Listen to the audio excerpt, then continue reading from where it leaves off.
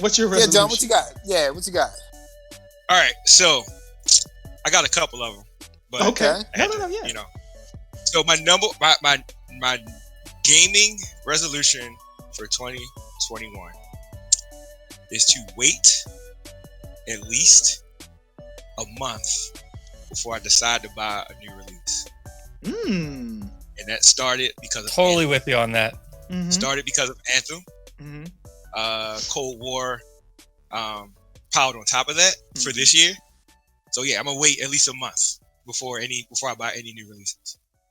So with that, I'm assuming you're not as worried about, like, let's just say something comes out and something kind of gets spoiled for you. I'm assuming you're not as worried about getting I'm not worried spoilers. about spoilers. Like Right. in any genre, any form. Like spoilers to me aren't a big thing. You really can't spoil something for me. So. Okay.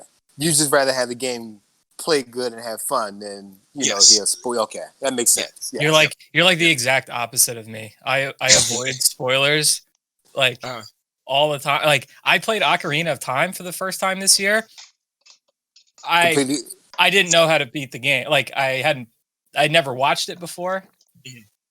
I knew some spoilers because Melee came out, but I avoid them. See, the way spoilers work for me is it's kind of like it's not so much what happens, it's how we got to that point. You know what I mean? Like in most recent, like for example, in Mandalorian shows up. What? If he had just appeared as a space, if you don't know by now. How you just dropped that? Comes out here. Good Lord. Doesn't warn anybody.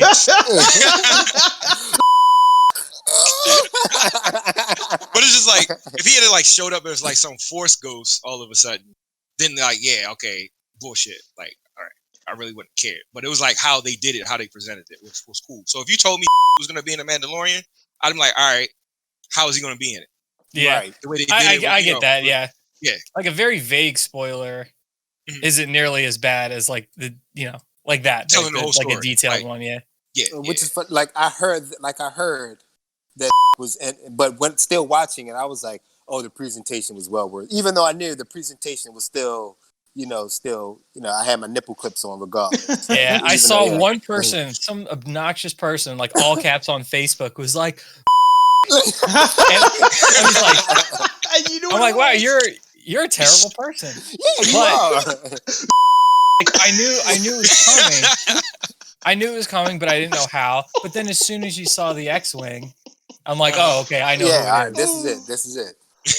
But again, it was still like a cool scene and everything. But I'm like, yo, you suck. Who does that?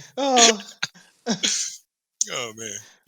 Yeah, that's primarily the reason why I hop on things like the second they come out, because that stuff, like the story element, is very important to me with a lot of video games. But yeah, me too. I am with you in the fact that I definitely want to stop pre-ordering. I think pre-ordering is old hat. We did that back when games would sell out. I've never seen a game sell out before. Up until this PS5 launch lineup is probably the first time I've seen people have a hard time getting games.